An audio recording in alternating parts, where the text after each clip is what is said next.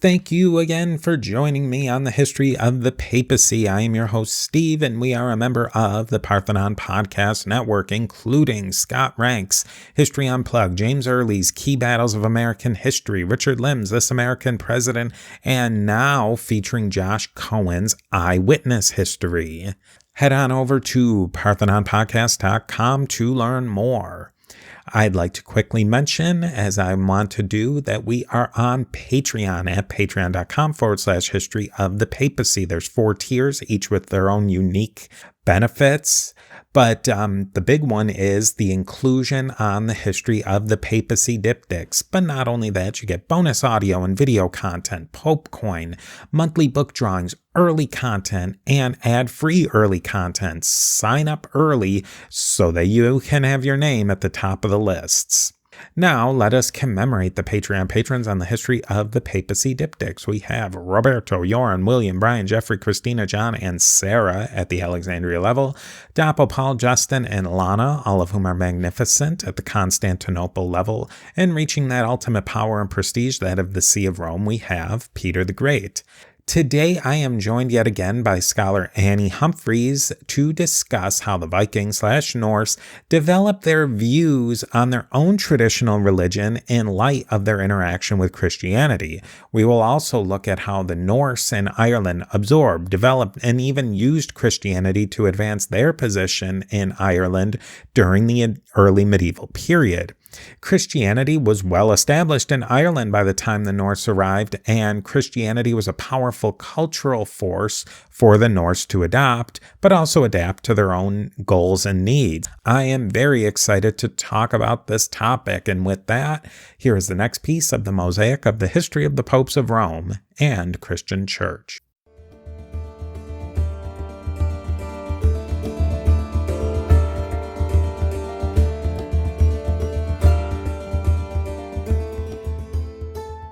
What were some of the similarities and differences between the way the Norse interacted with the locals in Ireland as opposed to Scotland or some of the other, Celtic areas, you might call them?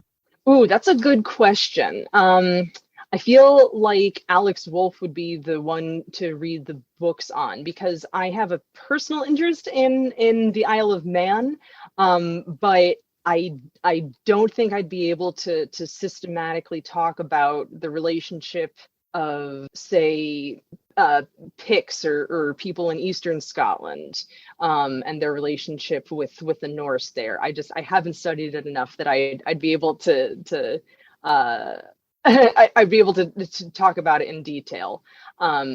I do have to say that Ireland does have a really thick analytic and as well as this dynastic propaganda, whereas it's a lot lighter on the ground in Isle of Man in Scotland. So that in of itself might make that lost to time. Now, getting into the interaction they had religiously, could you tell us a little bit about Norse religion? Absolutely. Okay, so Norse religion at this time was aware of and being touched by and being shaped by both Roman religion as well as Christianity. There was no sense of a pan-Norse pantheon. There was no sense of a series of priesthoods or a centralized system of okay, these people go to this school for training and then they go back to their hometown. Now there were religious centers, but they were really only important for people within 1, 2, 3 days ride or travel. There was not this concept of there is one holy place and everything derives from it. It was very much local familial deities got bigger and bigger. There's plenty of anthropological work on the cults of Odin, the cults of Tyr and Thor and these gods. So when we talk about Norse religion at this time, it's a it's a religion that is only thinking about itself as it is being replaced. People didn't have to think about what their relationship was to the gods or to land when it was just everything, when it was just the way you did things. And now people are coming with crosses on their chests saying there is only one God and this is the God. And now these people who have just believed what their ancestors believed are going, I don't know what I believe, but it's not a cross. I feel really close to this Thor guy. I'm going to wear a hammer. People weren't wearing hammers 2,000 years ago. They were wearing them. Oh, that's interesting. Yeah, I was going to ask about that. Yeah, exactly. Yeah, they didn't have a sense of formal religion. Now, that's not to say that it wasn't important to them. It's not to say that there weren't priests. There absolutely were. There were holy sites and really fabulous rites that left behind some really fascinating archaeological stuff. But in the 9th century, in the 9th, 10th centuries, heathenry, the act of worshiping the old god, the foreign seether, the old ways, was really kind of crystallizing and as it was coming to a close, recognizing that now people are saying to change the God that you worship, and so you had to kind of wrap your head around the idea of having to culturally convert and change the way you worship and the way you do things. So Norse religion, like we nowadays we're all familiar with Thor and that mythology, but that mythology that we're using nowadays was pretty much codified at this time, and a few centuries later in Iceland in the forms of Snorri Sturluson's codifying the Norse myths, the Codex Regius collecting old skaldic poetry. It's powerful stuff. It's amazing stuff, but it's also the swan song of a really big kaleidoscope of ways of seeing the world that had to get collapsed very quickly in the face of Christianity. And in their day-to-day worship, would they have necessarily? You look in the Delaire's children's book of Norse mythology, and they have a chart of Thor here and Odin here. Is that how they would have conceived of it, or would have gone village to village? We're more of a Thor village here, and this is more because it's their culture. It was something that was really ingrained into their entire life. And it's not Christianity where it's this, and this, and it's doctrinal, and that it was something that and maybe imposed isn't the right word, but that's something that when you adopt Christianity, you're getting this manual of how to do it. Is that how Norse religion would have looked? And now a word from our sponsors. Right, exactly. It's the opposite of that. It is do it yourself. It's what was handed down to you. So the way you said that we're a Thor family, or in this valley we honor Freyr, would very much be the way of things. And you can kind of see that with I don't know how many Norse names you've encountered, but sometimes you have families where every single kid is a Thorstein, Thorvald, and you're like, that's a Thor family. And then gods were also be associated with social classes. A blacksmith would probably have a different deity than the fisherman, same village. But there was not this one big how-to guidebook. There was no dogma to it. It was doing right by the way things had always been done in your area, rather than some holy man imposing things from a manual, from a book or something like that. So and even then things would have changed generation to generation, because this is all oral culture. There would be no book to record things. So if grandma forgot the words to the fertility rite and mom had to make up some new words, guess what? Daughters are now going to be using the new words, and it's just as accurate as what grandma did, because it was right for them in the moment. And I think we in our Western world, post-Christian, but still very beholden to this idea of there being one correct way of doing things, one correct document. Norse religion, as well as most indigenous oral traditions, didn't have that immutability that we tend to think of in terms of religion. And it's interesting because I mean we've moved past the idea that the Norse lived in this bubble, like Wonder Woman's thing, where you couldn't go, they couldn't come in or out. They knew they were getting information from the Roman Empire and then the successor empires and kingdoms that came out of there. Can you see in the record how they developed religiously and how they responded to these ideas that were coming out of main continental Europe? These are such fantastic questions. Unfortunately, they were pre-literate at this time. So the answer to that question, I think, would be in the study of bracteates, which are golden discs that have some writing on them, but the very act of making these golden discs, which are meant to look like coins, meant to be these prestige objects, would show you kind of their relationship to literacy and to power. But it's not, Sven pulling out a journal and writing how he feels about the Franks. It's just very good guessing from what happens to have survived in the archaeological record. Is there any evidence in the archaeological record that there was any early adopters of Christianity in Norse areas, or was it pretty much they were keeping to the pre-Christian religion there? Well, I think we do have I did say that Iceland had no indigenous people. There is a tradition, an oral then literate tradition, that there were Irish monks there, and that they had left crosses and bells, and so there is some materiality to the idea of people being early adopters. But apart from the sagas, which are written long after this period, and certainly looking at things with a 12th and 13th century view rather than contemporary, the sagas will have people being sort of proto-Christians, like, well, he worshipped Thor, but also Christ, or she believed in Christ, but, couldn't be buried in a church, so he was buried at the high water mark.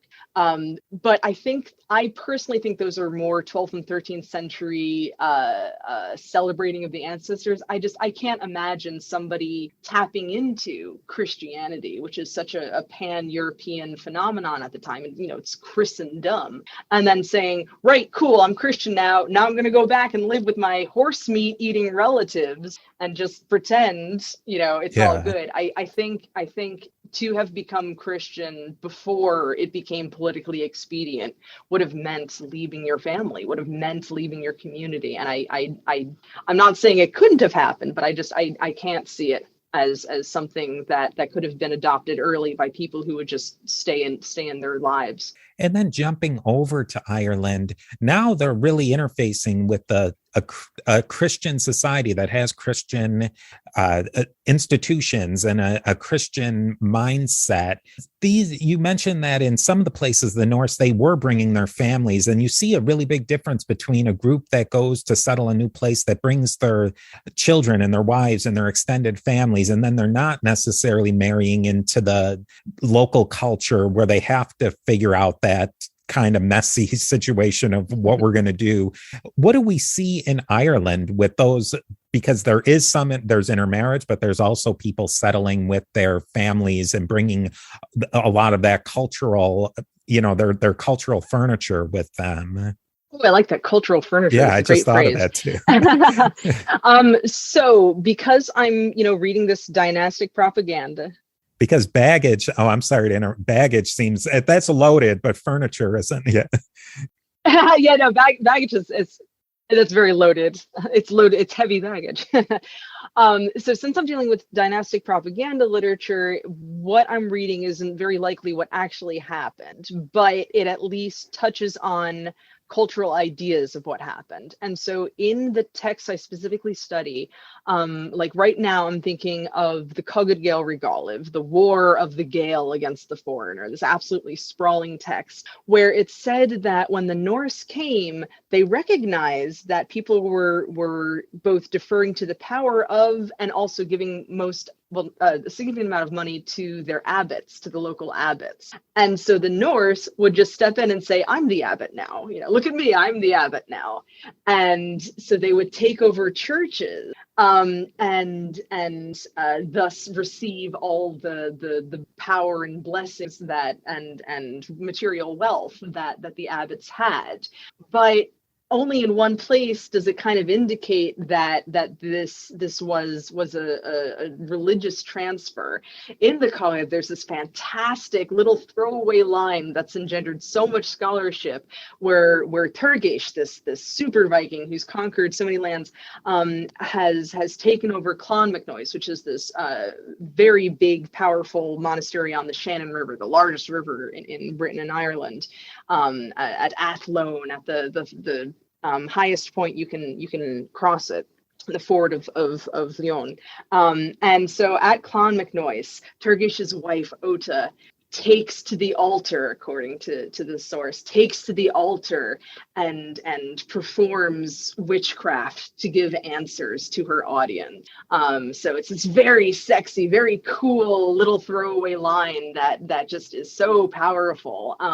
And I don't know if this actually happened. I mean, I sure hope it did, because that sounds really cool. But I think was that at really... a Christian altar, or yes, the altar of Clonmacnoise, of this massive monastery.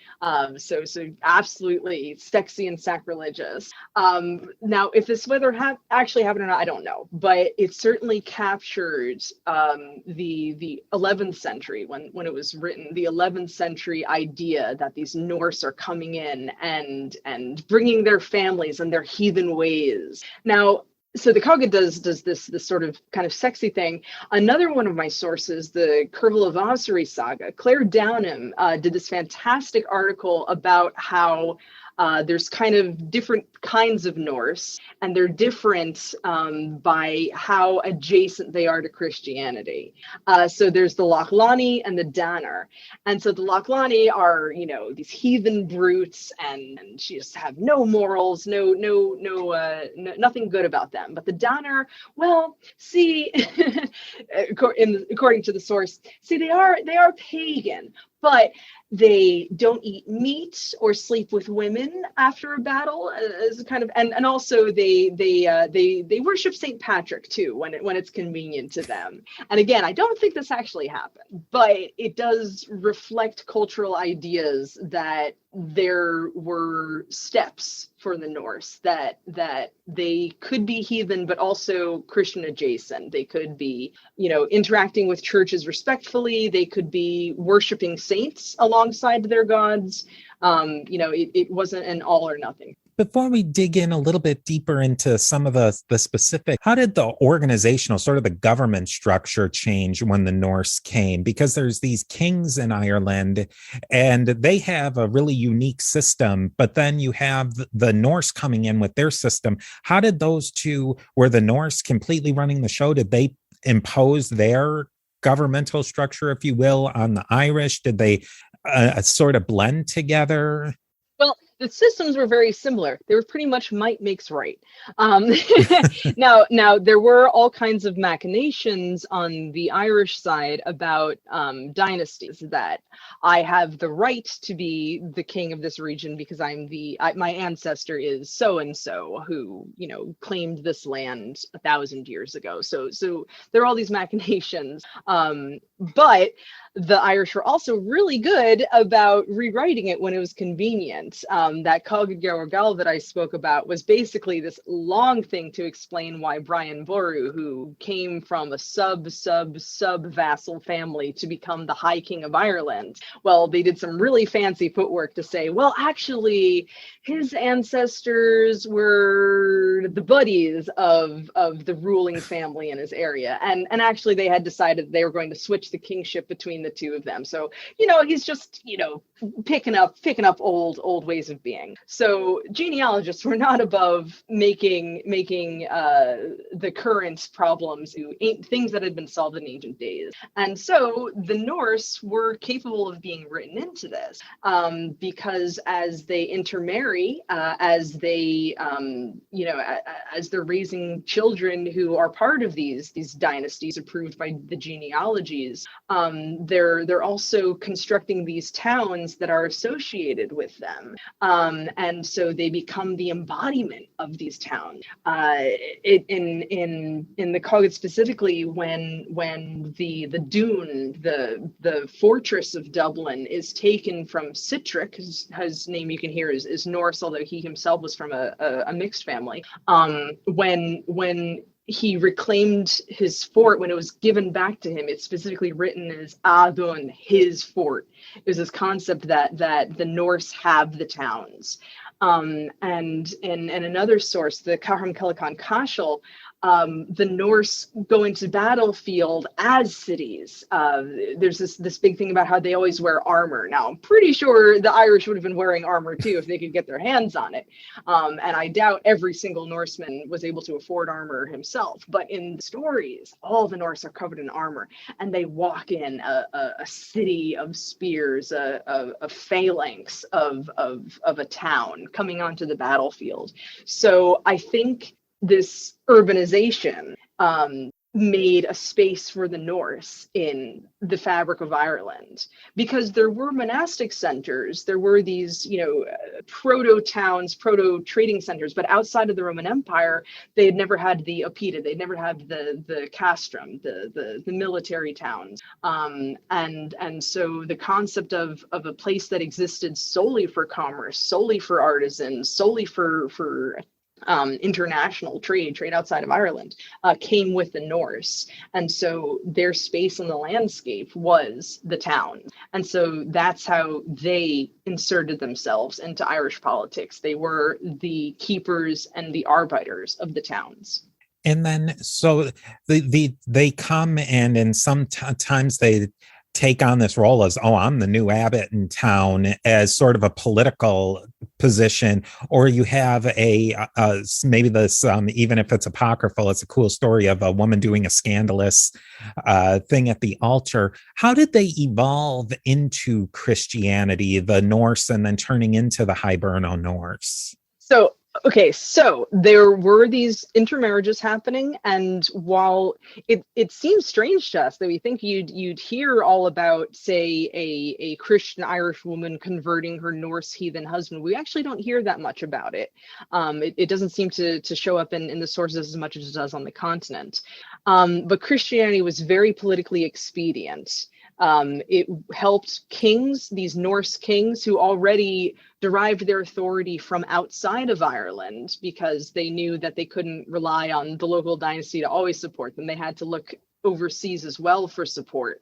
And they knew what side their bread was buttered on by how Christianity was becoming so important to the Norse and the Danelaw and the Norse in Normandy and so on and so forth.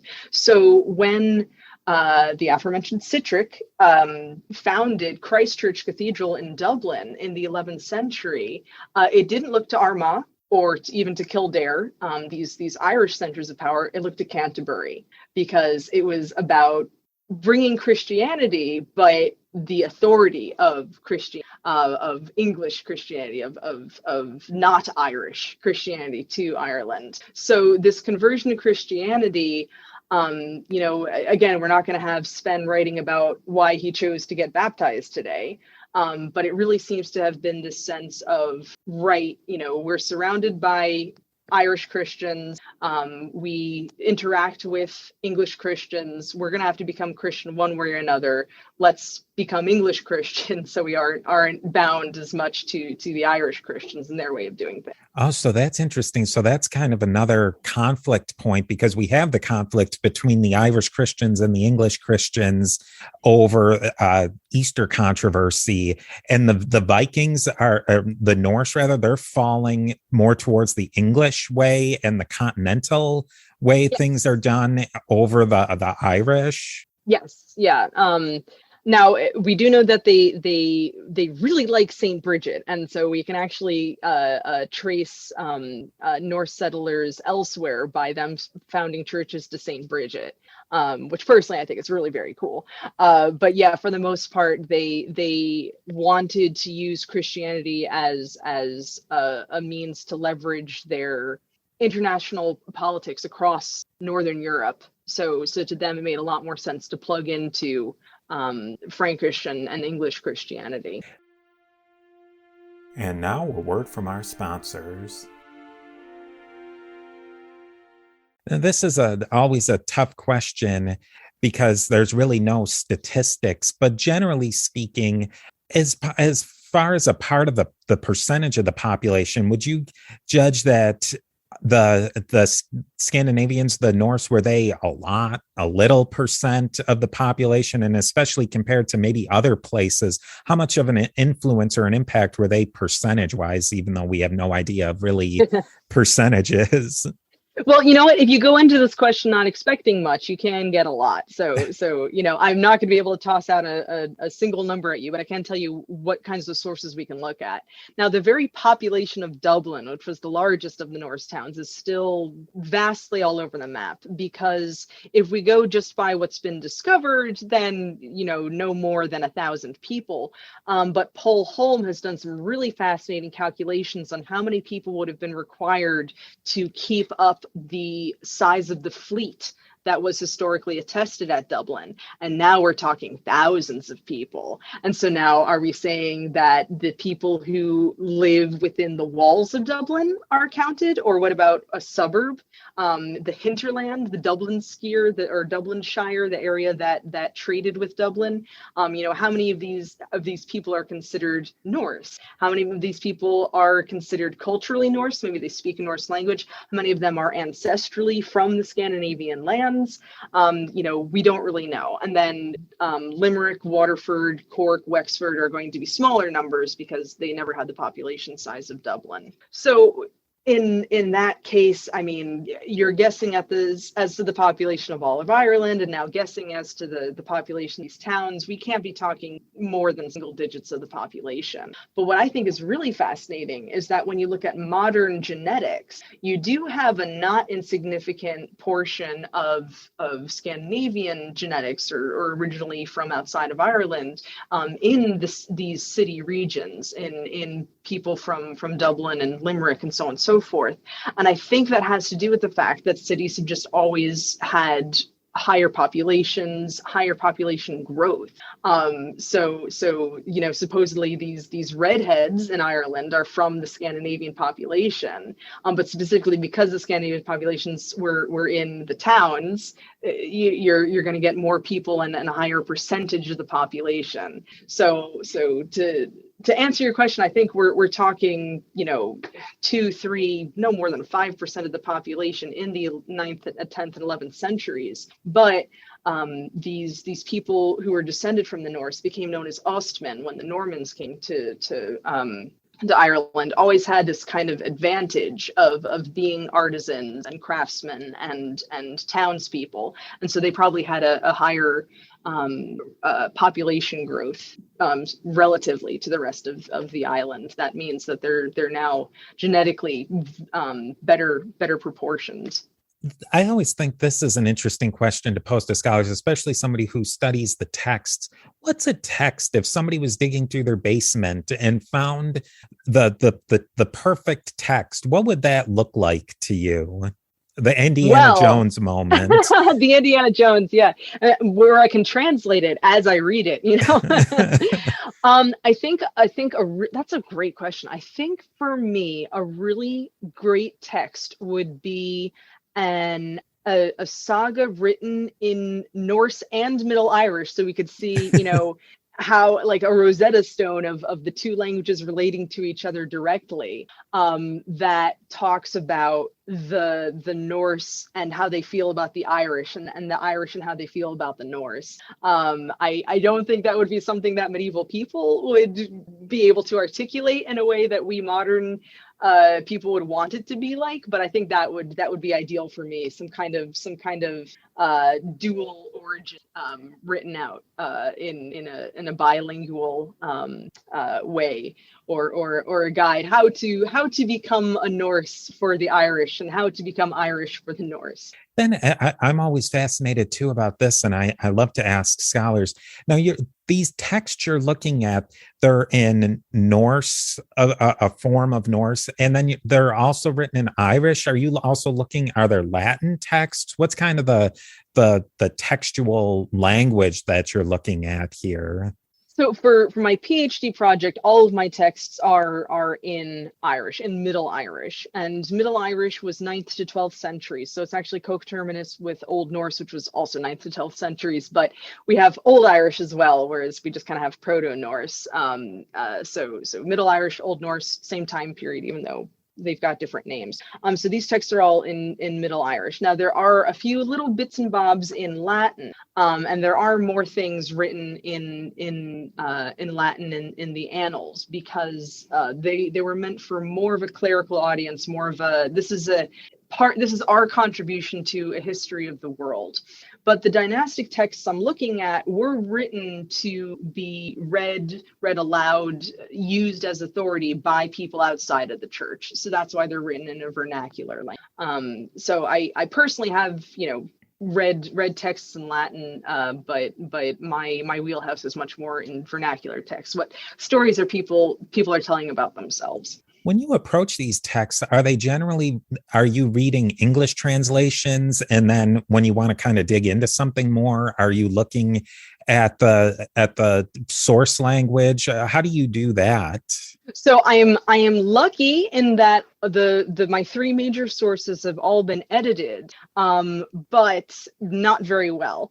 The Kerbal Papacy saga was done most recently in 1974, and that one's held up pretty well. And I gotta throw one out for Celt at UCC that I can even access it online. So it's very nice to never be without my text. So that works well. But then my other text, the Catherine Kelkon Kashal, was edited in 1905 by a guy who was not that great at Irish.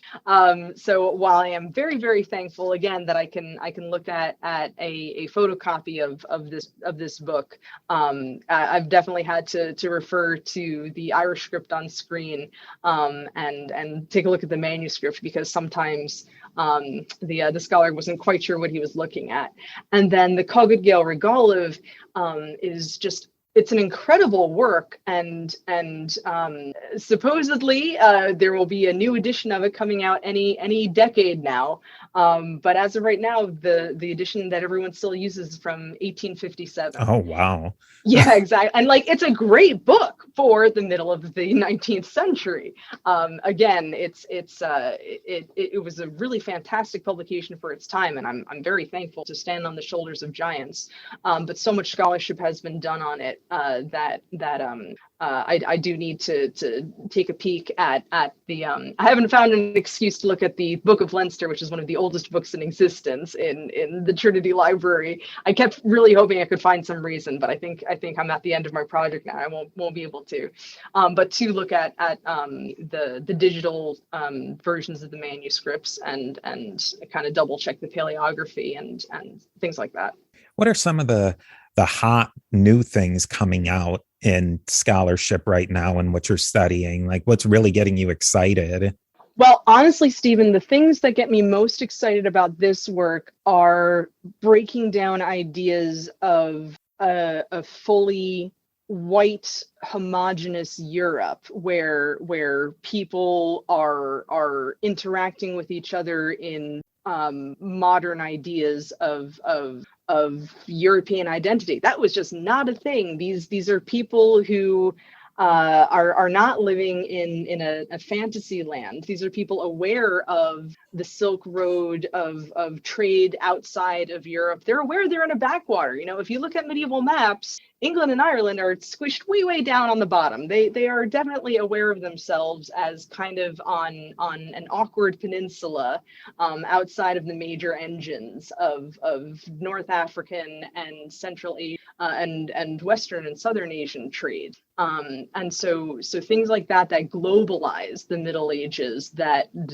take us out of this idea of solely using the Middle Ages to support this idea of a white supremacist view of the world.